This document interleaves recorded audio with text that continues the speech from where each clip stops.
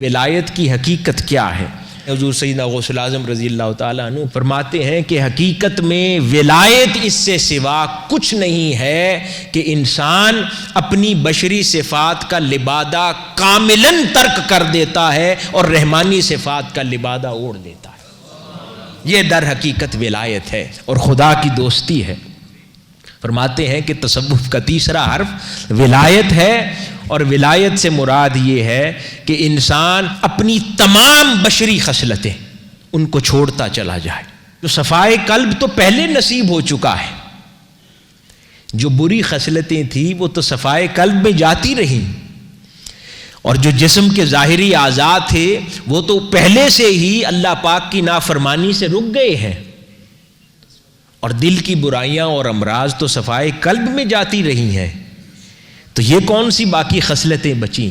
یہ عموماً جائز خصلتیں بھی جو انسان کے جسم سے وابستہ ہوتی ہیں ان کو بھی چھوڑ دیتا ہے، اور رحمانی خصلتیں، دل کی وسعت، سب کو ایکولی ٹریٹ کرنا، سب سے محبت کرنا، سب کو احترام دینا، پیار کرنا، یعنی اس نگاہ سے لوگوں کو دیکھنا جیسے مالک اپنی مخلوق کو دیکھتا ہے، بغیر کسی تفریق تخصیص کے، سب کو برابر دیتا ہے، سب میں برابر بانٹتا ہے، سب کی برابر حاجت روائی کرتا ہے، سب کے لیے درد مند رہتا ہے، لوگوں کی تکلیفوں کو دور کرنے کی طرف متوجہ رہتا ہے، لوگوں کا خیر خواہ رہتا ہے، لوگوں کی تکلیف اپنے اوپر ناگوار سمجھتا ہے،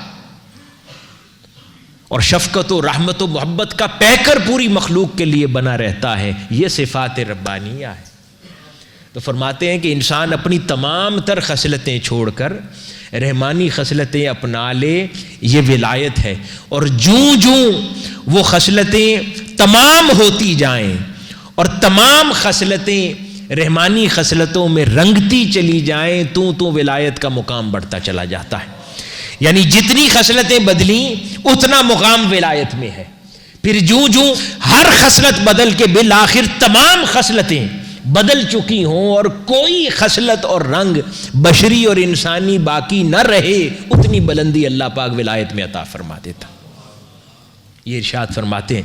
پھر اسی ارشاد کے آگے میں دلیل کے طور پر پھر وہ حدیث قدسی بیان فرماتے ہیں حضور سیدنا غوث الاعظم رضی اللہ تعالیٰ عنہ کہ وہ حدیث قدسی جس میں اللہ پاک فرماتا ہے کہ میں پھر اس بندے کے جو نوافل کے ذریعے میرے قریب آتا ہے، میں اس کے کان بن جاتا ہوں، آنکھ بن جاتا ہوں، زبان بن جاتا ہوں، پاؤں بن جاتا ہوں۔ یہ حدیث روایت فرمائی دلیل کے طور پر کہ اس طرح انسان کی پھر سماعت ہو، اس کی گرفت ہو، اس کا چلنا ہو، اس کی نگاہ ہو، بصیرت ہو، اس کی ہر فعل اور صفت اللہ پاک کی بصارت میں، اس کی گرفت میں، اس کے کلام میں، اس کی سماعت میں رنگی جاتی ہے۔